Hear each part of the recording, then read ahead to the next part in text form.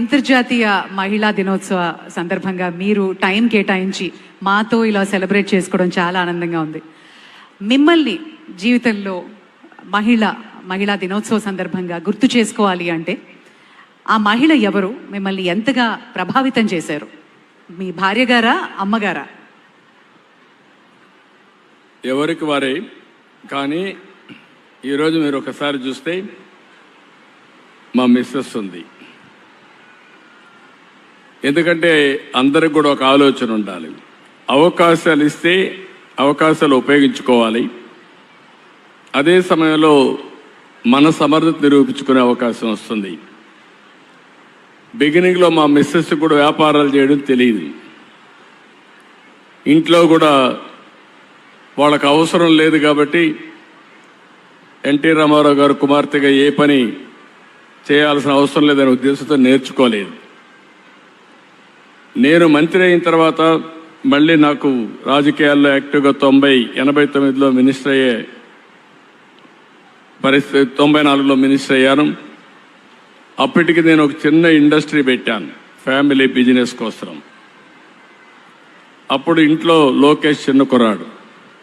అప్పుడు నేను ఆలోచించి బిజినెస్ చూసుకోమని మా మిస్సెస్ను కోరాను.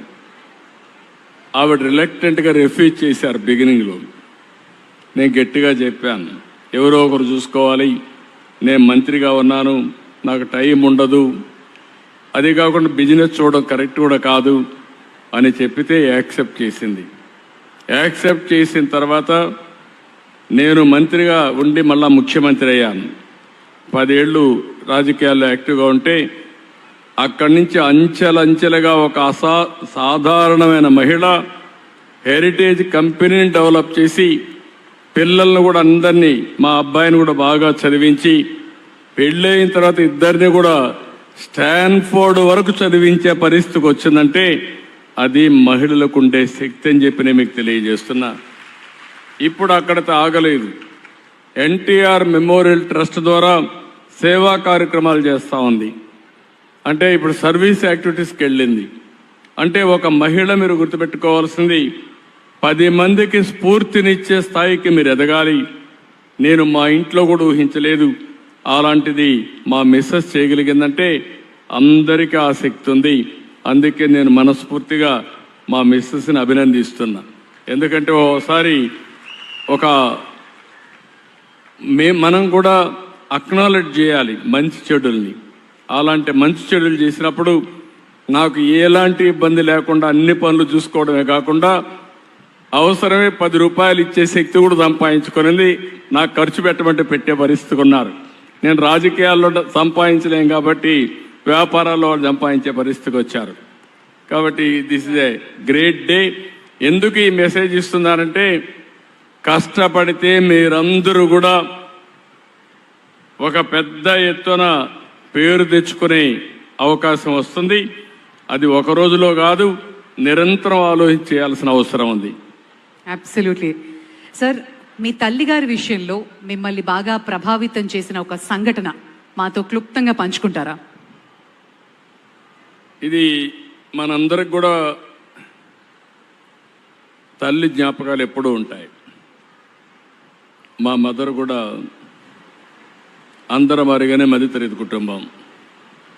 వ్యవసాయం మాకు ఆధారం.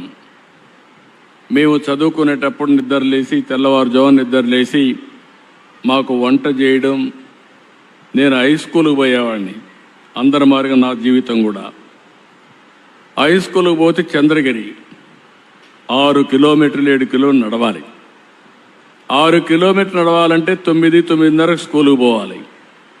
ఇక్కడ 6:30-7 గంటలకు బయలుదేరి తప్ప అక్కడికి రీచ్ కాలేము.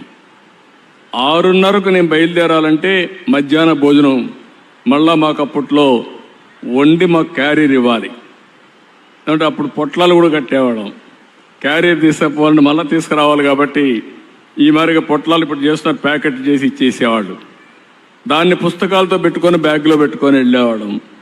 అంటే 5 గంటలకు నిద్రలేసి 4 గంటలకు నిద్రలేసి వంట చేసి మాకు స్నానాలు చేపించి స్కూలుకి పంపించేది. అక్కడి నుంచి ఓసారి ఆలోచించేవాడిని, ఎవరన్నా గెస్ట్ వచ్చినా, బంధువులు వచ్చినా, నేను రాజకీయాల్లో గెస్టులు వచ్చినా వంట చేసేవాళ్ళు.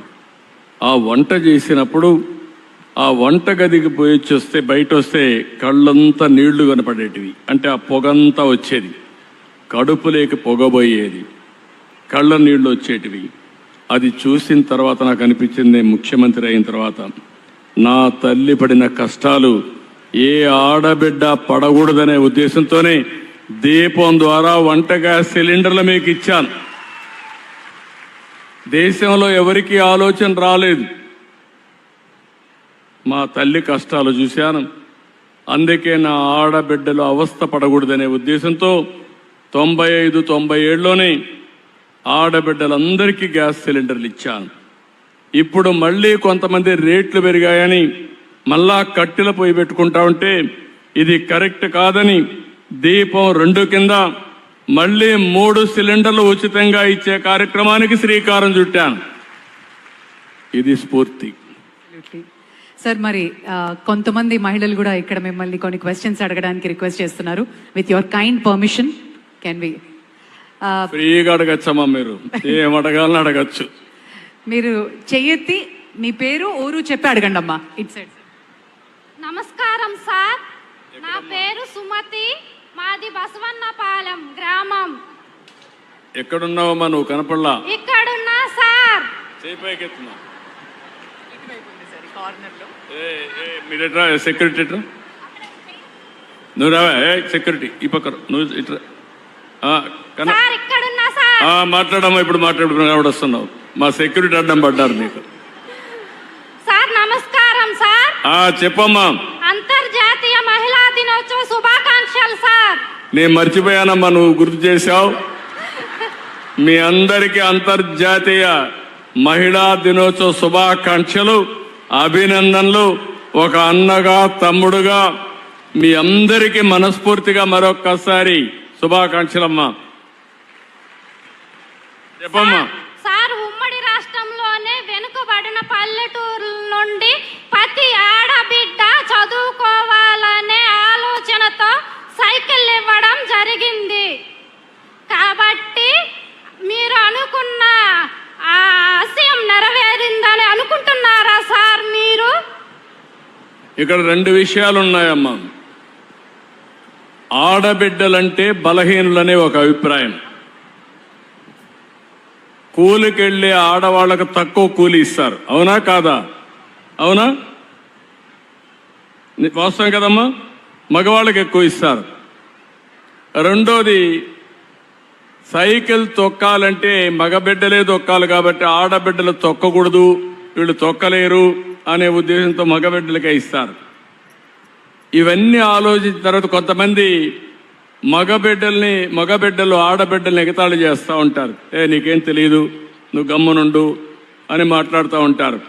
ఇవన్నీ చూసిన తర్వాత నాకు అనిపించింది, మా ఆడబిడ్డల శక్తి చూపించాలని 8, 9, 10వ తరగతి చదివే ఆడబిడ్డలందరికీ సైకిళ్ళు ఇచ్చాను. మగవాళ్ళు నడిచిపోతా ఉంటే మా ఆడబిడ్డలు సైకిళ్ళు వేసుకొని పోతా ఉంటే చూసి ఆనందపడ్డాం, ధైర్యాన్ని ఇచ్చాం. అది కొంతమంది 8వ తరగతికి వస్తానే తల్లిదండ్రులు చదువుకు నిలిపేసేవాళ్ళు. ఎప్పుడైతే ఆడబిడ్డలకు సైకిళ్ళు ఇచ్చానో ఆడబిడ్డలు తల్లిదండ్రుల పైన పోరాడి స్కూలుకు పోవడం మొదలుపెట్టారు. దానివల్ల స్కూలుకి వెళ్ళారు, ధైర్యం వచ్చింది. ఎవరైనా మగవాళ్ళు గేలి చేస్తే, ఎగతాళి చేస్తే తిరుగుబాటు చేసే శక్తిని కూడా ఇచ్చాం. ఈరోజు ఆ శక్తిని మిమ్మల్ని అందరినీ మళ్ళా కోరుతున్నాం. ఎవరైనా మగవాళ్ళు కానీ మీ మీద అరాచకాలు చేయాలంటే తిరిగి గట్టిగా సమాధానం చెప్పే పరిస్థితి మీ దగ్గర నుంచి వస్తే భయపడే పరిస్థితి వస్తుంది. అది రావాలని మనస్ఫూర్తిగా నేను కోరుకుంటున్నా.